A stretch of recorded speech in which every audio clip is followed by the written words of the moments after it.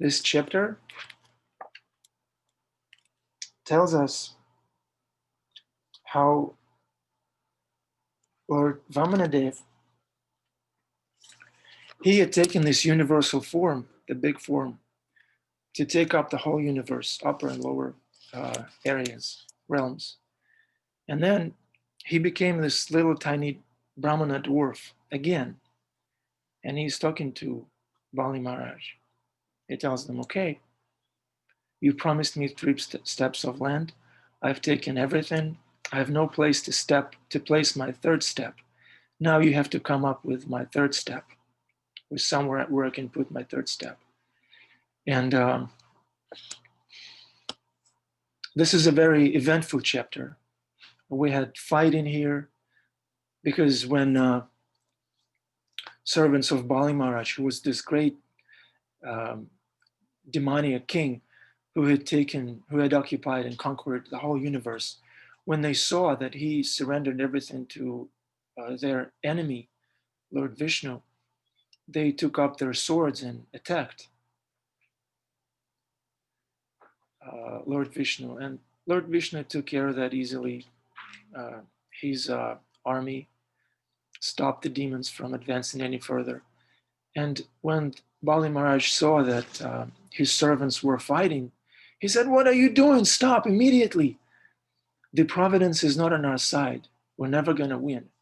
And Srila Prabhupada says in the purport that this providence factor, which is essentially Krishna's will, that's what providence is one of the factors of any victory. And Bali Maharaj was very good at diplomacy and politics, and he knew that if the providence is not on my side, if Krishna is not on my side, Vishnu, there's no way I'm going to win this battle. And thus he immediately ordered his servants to stop fighting. He told them, "Stop. You will be eliminated if you fight any further." Later on in this chapter, Bali Maharaj is going to surrender himself to Vishnu.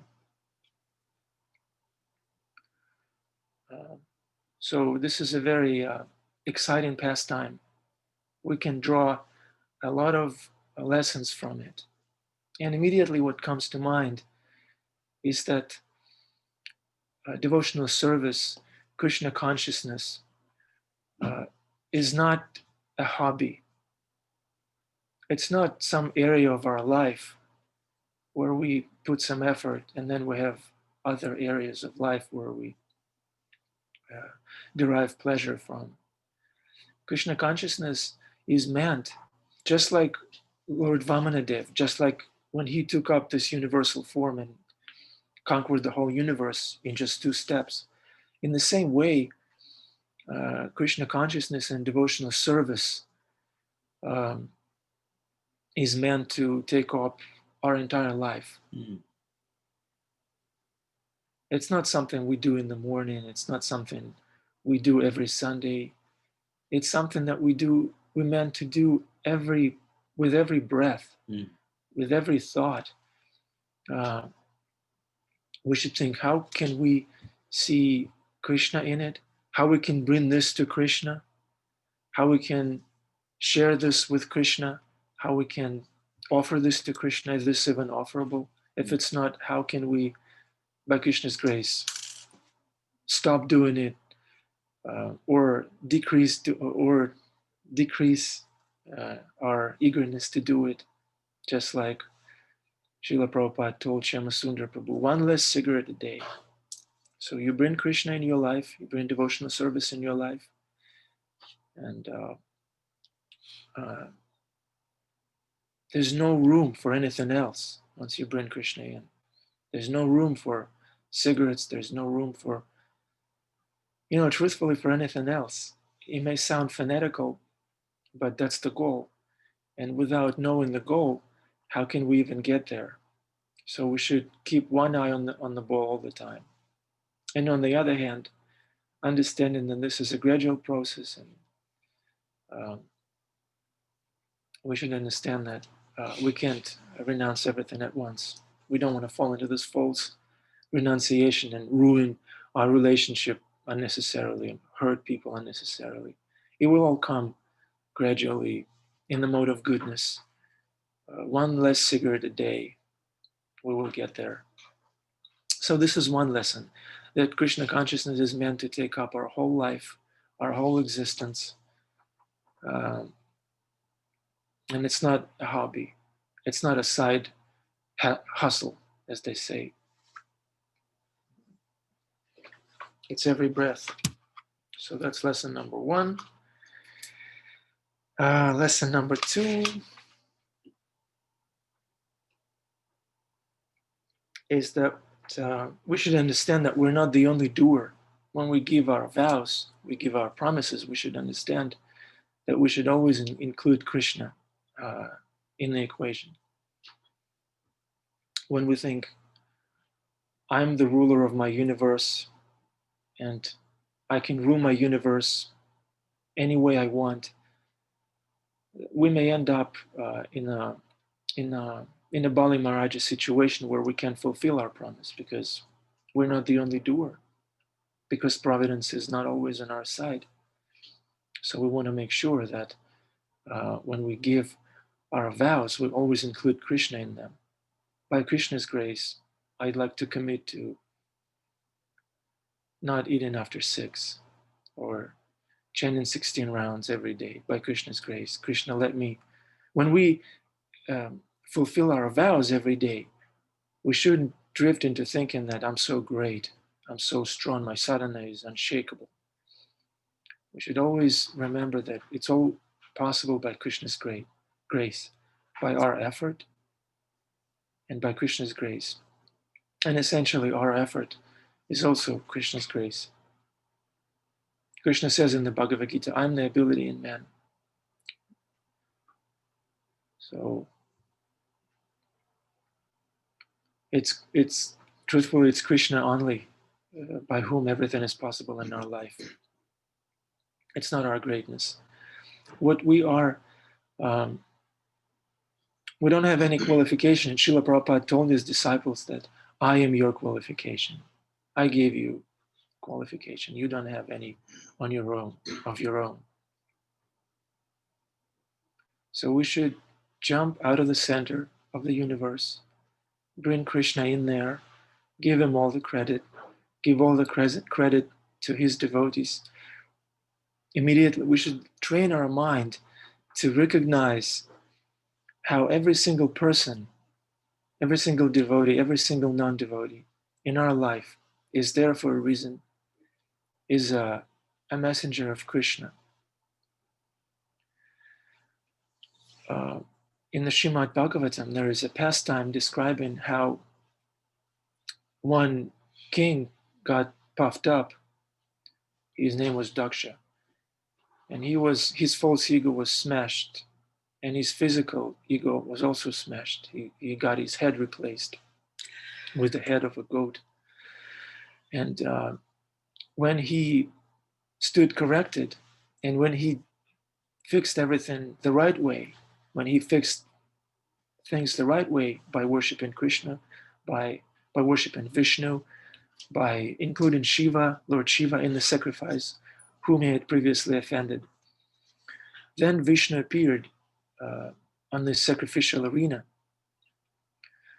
And the Brahmanas who were present in that sacrifice, they offered their prayers to Lord Vishnu, and they told, Srimad Bhagavatam describes, O Lord Vishnu, you are the fire in the sacrifice, you are the butter, you are the Brahmanas pronouncing the mantras, you are the mantras,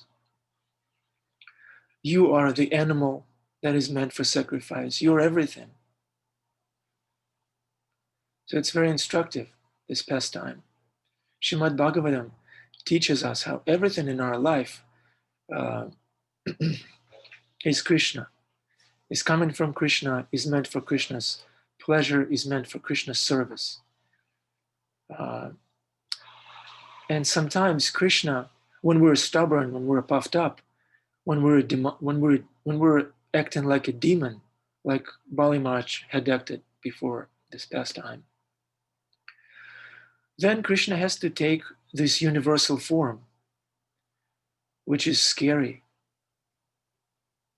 It's scary. Arjuna, Krishna's friend, got frightened, got scared when Krishna manifested his universal form. So even some scary stuff in our life, it's also Krishna manifesting the universal form. And what this scary stuff does is that it immediately takes up all our consciousness. One little inch of pain in one little finger can take and occupy all our thoughts. That's all we can think of when this happens. So Krishna is using this to get our attention. When we don't want to serve him as our well-wisher, as our master, as our friend, then we'll have to worship him. We'll have to deal with his universal form. He was this cute dwarf Brahmana when he first appeared before Bali Maharaj. But in order to occupy the whole universe, in order to take everything that Bali Maharaj had, Vishnu, this dwarf incarnation, had to take this universal form, ferocious, many, many mouths, flames, planets, all that. Had to take up this universal form to take over the universe. So in the same way, when we see how there is something unpleasant, something scary, some setback is taking place in our life, when we should see how this is Krishna. It's just another form that he had taken. It's Krishna's universal form, this Virat Purusha, Virat Rupa. That is necessary sometimes, because otherwise we're lazy. We're lazy. I've told this story before. One devotee, Ujaswan Prabhu, he was very fired up. He was a warrior, a soldier, Krishna conscious soldier. He was asked in class in the Bhakti Center. He was asked,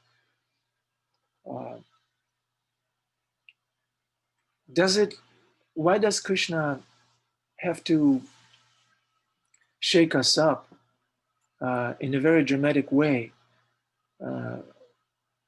to get our attention? Why does it also always have to be painful? Why do we have to go through reversals and adversities, just like Arjuna did?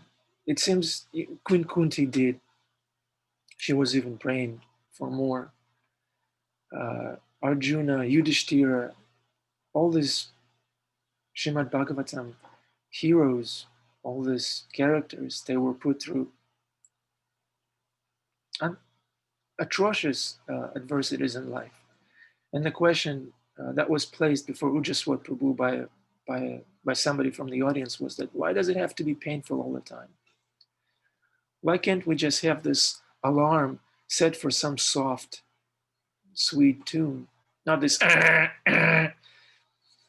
And his answer was, because we're lazy. We are lazy otherwise. So we're lazy. That's why sometimes Krishna has to take this fearsome form to conquer our universe. So Krishna does it because it works. Because it works. Krishna is very practical, is very efficient. With one little tiny virus, he can get everybody's attention right away. Okay. Do we have any questions, any comments, reflections, angle of vision, corrections? We have a.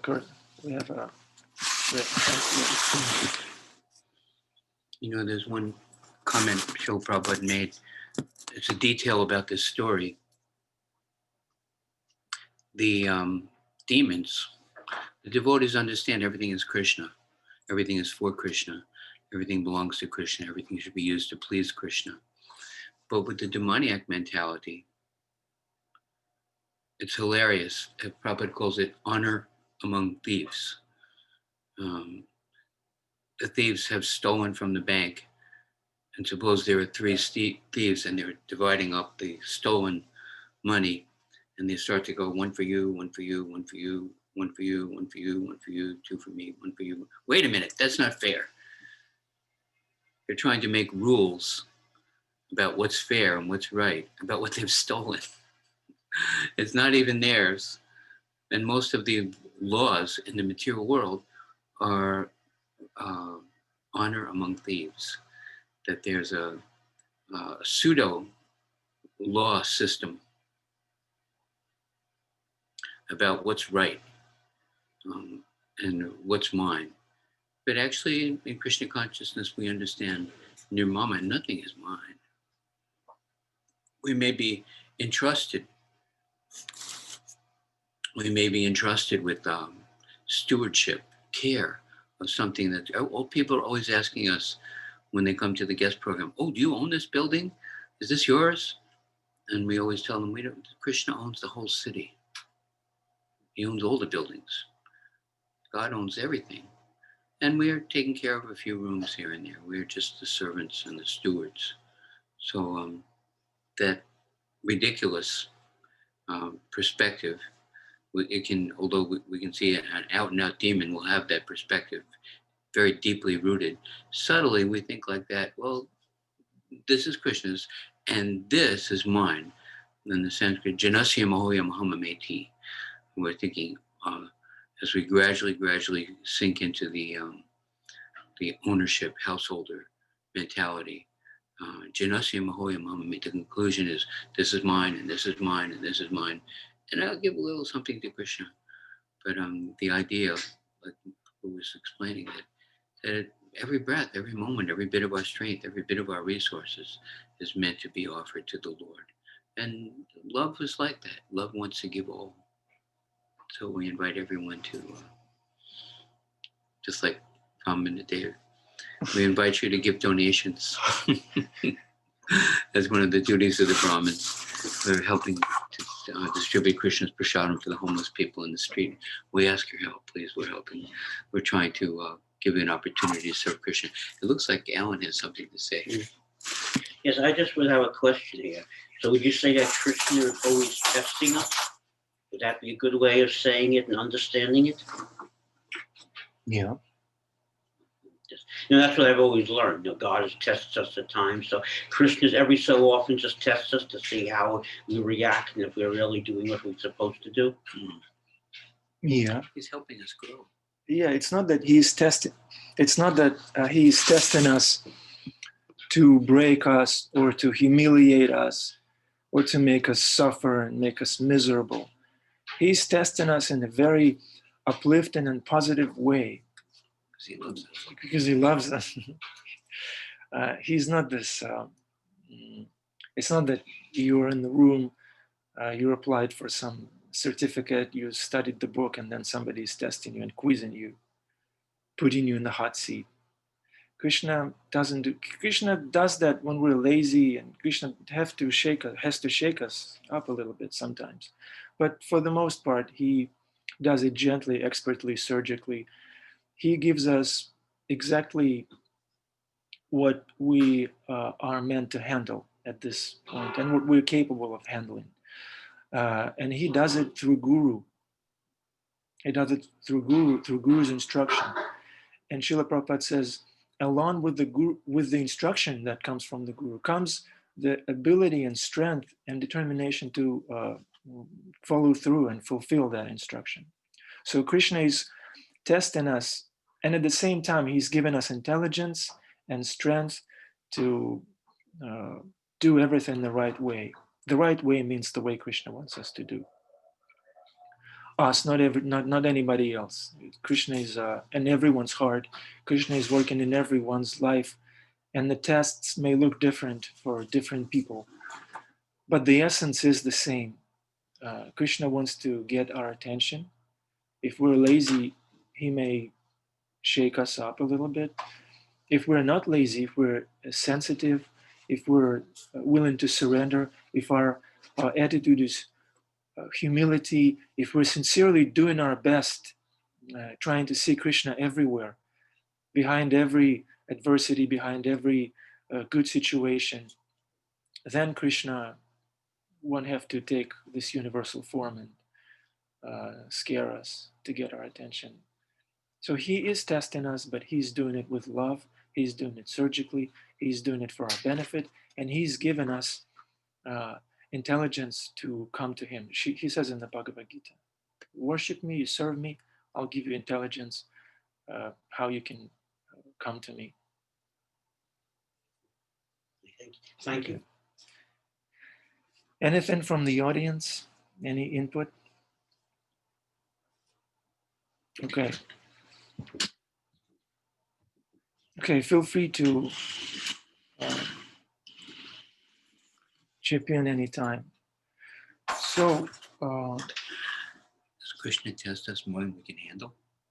Is Krishna? Does Krishna test us more than we can handle?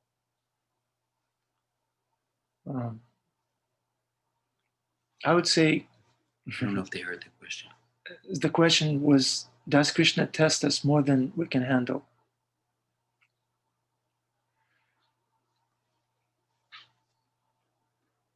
Would anybody like to answer this question? Does anybody have an idea? Does anybody want to speculate?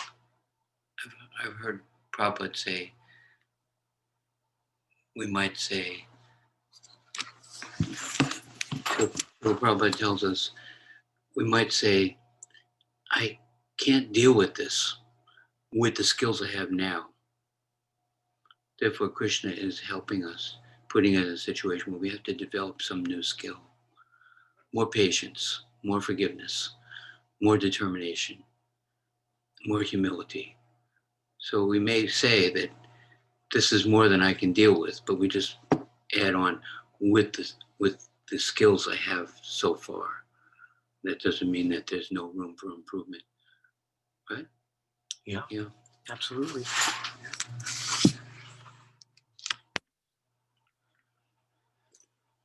Wonderful contribution. Glory to Prabhupada. Just repeating Prabhupada.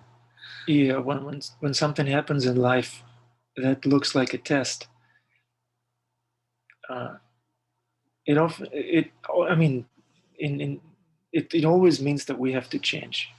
We have to advance, upgrade our skills. Have you found it helpful sometimes to add that? I can't do this, and then add on to, with the skills I have right now, thereafter I learn certain opportunity to learn something. Have you had that happen? It's a good mantra. Have you had that happen in your own life? Oh yeah, looking back, I can see that I've definitely made some progress skills-wise. Yeah, absolutely. It's not that when something happens in life, and then I immediately try to get away from that circumstance.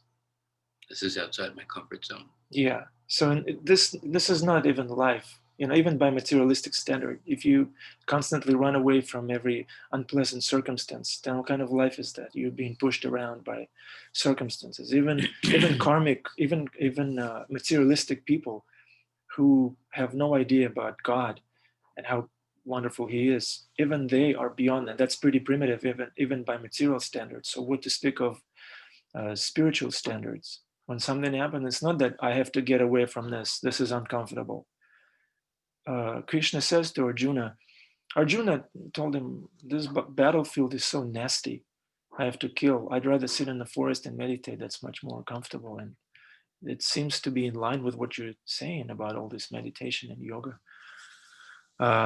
But Krishna told him, keep on fighting, and remember me. Abandon desire for gain and safety. Yeah, abandon desire for gain and safety. So Krishna told him, keep on fighting, and remember Krishna. If we remember Krishna and we're not fighting, we're not getting anywhere. It becomes sentimental, it becomes cheap, it becomes sahajiya. Something looks very wonderful externally, but there's no substance to it. Or this other extreme is that we're fighting and we don't see forest for the trees. We don't know what we're fighting for. We're just getting completely sucked into the material world. So both are required. Fighting, which may be nasty, which may require skills, which may get uncomfortable, and remembrance of Krishna. This transcendental component is required. And when these two are together, when you add Krishna to fighting, it becomes Bhagavad Gita. When you add Krishna to your sexual drive, it becomes, if you're intelligent and diligent, it becomes Grihastha Ashram. If you add Krishna to stress and headache, it becomes management. Okay. We have Andrea Suarez. I can't unmute you, Andrea. Hare Krishna Prabhu, thank you. I just wanted to share that from when the question came up about whether Krishna ever gives us more than we can take, what has helped me in the past is understanding that Krishna is looking at a much, much, much bigger picture than I could ever see. And all the times when I've felt that Krishna might be testing me, it's always been an opportunity for me to surrender and to ask for help, if not of Krishna directly, of his devotees and those around me who are my teachers, whether it's a family member or whoever it is. I've always found that that's the case. And when I finally surrender to whatever it is and reach out, it's such beautiful mercy that it's incredible. So I always think of that whenever there's a test. So thank you so much for that. Thank you for your contribution. It's beautiful. It's a beautiful point. Every single setback is an opportunity to surrender, and surrender feels good because we're surrendering to Krishna. It says in the scripture, devotional service is joyfully performed. So surrendering to Krishna, which is devotional service, surrendering to Krishna is joyful. You're not surrendering to some person who's miserly or unfriendly or inimical. We're surrendering to our best friend. Surrender even not, it has this weakness connotation, in at least in the Western way of thinking. But in essence, when we're surrendering to Krishna, it's joyful, it's fun. It's fun. It's an opportunity to surrender. Wonderful, beautiful comment. Thank you. Anybody else would like to say anything? Hold on. There is a question in the chat box. Do you have any advice for devotees struggling with addictions to social media? I can advise because I'm addicted myself. But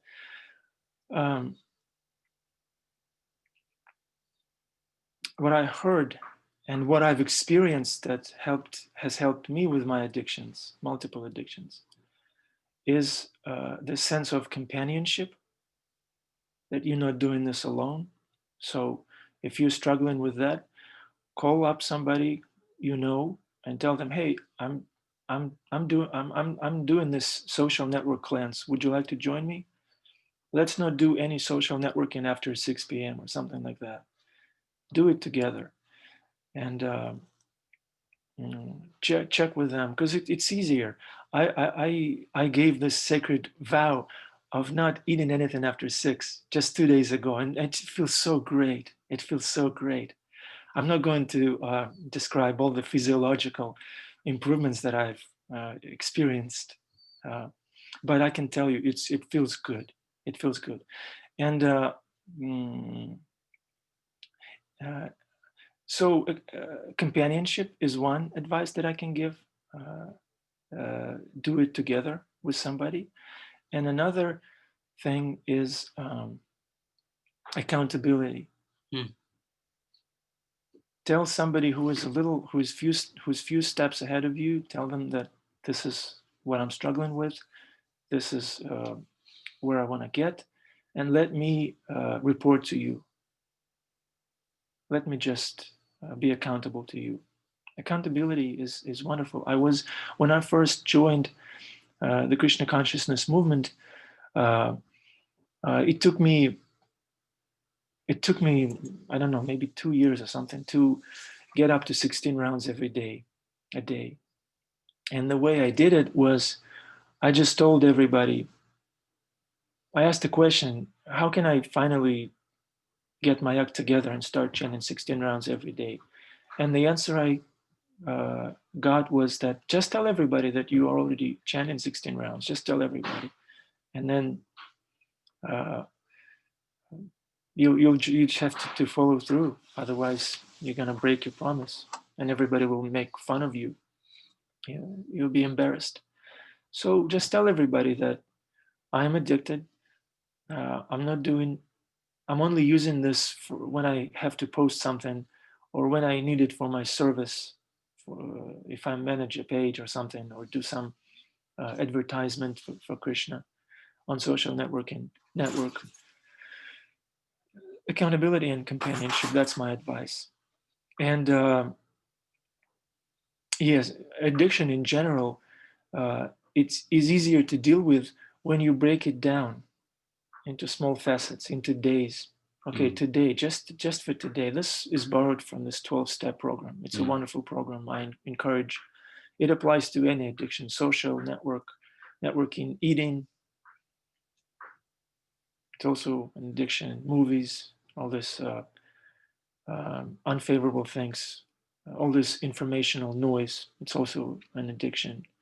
There is some addictions that are on the gross side of the spectrum. It also applies there. Just for today, let me see if I can last today.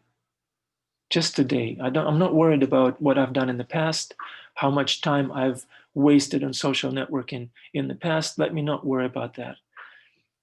Let me not worry about what's going to happen in the future. Maybe I'll fail. Maybe I won't. So let me not think about that. Let me think about today, what I can do today, just for today. Accountability, companionship, and breaking it down into smaller facets, into days. That's my advice. Does anybody else want to share something, some experiences dealing with addictions in Krishna conscious way? I've observed I'm going to do less social media is the most common New Year resolution that I see on social media. It's funny. Everybody's vowing to do less social media on social media. Yeah, I think, social media is even more dangerous and time consuming than television.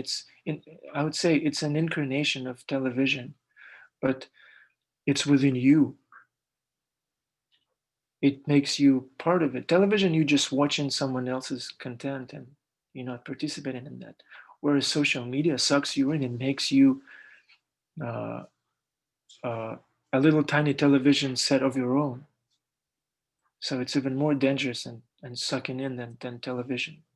Extremely dangerous. None of the people that I personally look up to and want to be like them, they're not on social media. It's interesting, and I am.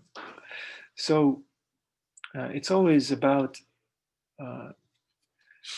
having a person in your life, in your daily life, a walking person who you want to be like, and just do what they do. If they're not on social media, then maybe you shouldn't be if you want to be like them. Or, I mean, not necessarily not on social media altogether, but be there, but being there for practical purposes only. When you have to promote how wonderful is Krishna, when you want to promote that, then you can be on social media just for that. I see Brajarani's. Hare Krishna, thank you for this class. I have two things. The first one is about the social media, which is about sort of managing, the kinds of information that we ingest, and making choices about the kinds of information that we ingest because of its effects on us, right? And one of the things that I've done to do that, because Facebook was my place, is I unfollowed everybody. Every single person I unfollowed. And so when I want to see what's going on at Progressive Vaishnavism or the Women's Vaishnava Ministry or something like that, I have to actually go to them. It's not sitting there. I don't have a stream. My stream is empty completely. And that just is like, and so I go there and I can't remember who I want to see. So I go in, I might go to the Vaishnava Ministry and like repost something for Rukmini or something like that, and then move on. But I'm not getting this constant ingestion of something that I have to respond to. So sometimes we really have to sort of like, how do we cut it off at the pass so that we don't even have to make a choice in the end about like, am I going to stay a little bit longer or not? There's nothing there. Like my page says there's something wrong. Nice. Nice. I like it. That's And very nice. yeah, and there's nothing wrong. It's just a choice, right? So, but Facebook tells me there's something wrong. I love that. The other point that I was thinking about was this thing around testing. And I've always had a sort of kind of allergy to the concept of sort of God testing us. And I think it became clearer to me in this conversation today. And part of it's because I think when we think testing, it's sort of like, so the teacher knows what we know or don't know. And sort of like, it's like, I got you, or that kind of thing. Whereas Krishna clearly knows who we are and what we're capable of. He knows everything, right? He knows how we're going to even respond to the situation he has given us. And so what this situation is an opportunity for us to understand where we are, and for us to understand what we need to do, and for us to, as Andrea said, sort of to take shelter. There are opportunities for us. It's for us to grow back to sort of like, does he send us something that we can't handle? He's completely benevolent. He's our best friend. He's our well-wisher. Why would he do such a thing? So that means I've got to figure out, is there a way that I can that he can help me to rise to the occasion that he's presented to me. All of that, to me, the word test somehow doesn't quite say that, but that to me seems like what he gives us on a regular basis, so that we can actually grow. Yes, wonderful point. Thank you, Bhajan. You Knocked it into the park. yeah, you said it so wonderfully. It's just so nice. Thank you so much for contributing to class.